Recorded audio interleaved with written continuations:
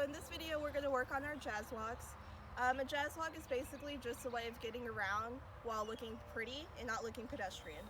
So if you've never done a jazz walk or a jazz run or anything where you're landing toe first, I would really recommend at home or wherever, just standing on the tip of your toe, feeling that, and then pushing down onto the ball of your foot and then your heel. Really feeling that three-part to go down, if that makes sense, toe, ball, heel. You really want to feel that on both sides because that's how you land a jazz walk and jazz run. So you need to be comfortable with the toe, ball, heel feeling.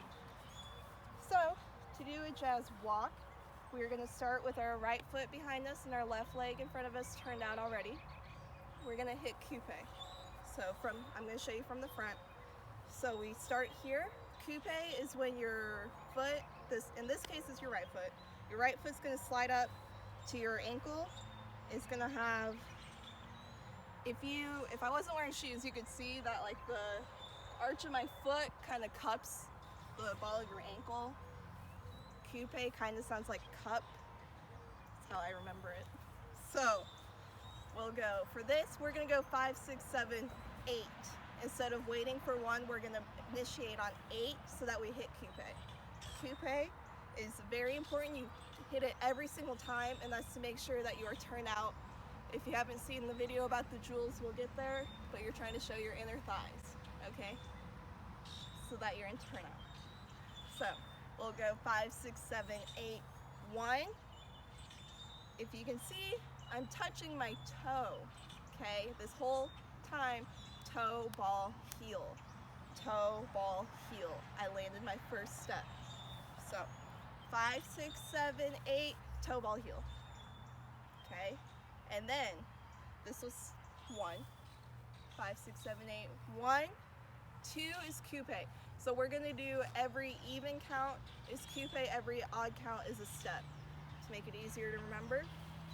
So if I'm going down the line, 5, 6, 7, 8, 1, 2, 3, 4, 5. Yes? So even count is coupe, odd count is a step. When you're going through your jazz walk, you always want to be turned out. And if you think about being on a tile ground, and you know how a square has 2 sides, and your toes are staying on the 2 side lines because you want to be walking in as straight of a line as possible. If you can practice on like a crack of your driveway to make sure you're staying straight and keep that crack centered, so that way you're really maintaining the straight line that we're after, that's very helpful. Or preferably you want your toe to be as close to the ground as possible, almost like you're dragging something, not necessarily in a fall environment when you're in grass and turf and stuff like that. But if you want to practice with like a quarter or a piece of paper underneath your toe and try to keep the paper from moving, you'll know that you're really keeping a beautiful toe, like pointed toe effect, if that makes sense. So we are thinking about being in coupe, we're thinking about being turned out, we're thinking about our toes touching down first, a lot to think about. But also as important as your feet and your legs is your upper body, your presentation, your performance.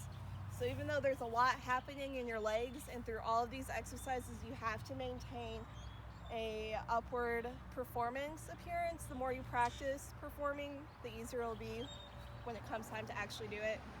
So this whole time I'm keeping my chest open, my neck up, and I'm still doing coupe 1, 2, 3, 4, 5, 6 while keeping everything up.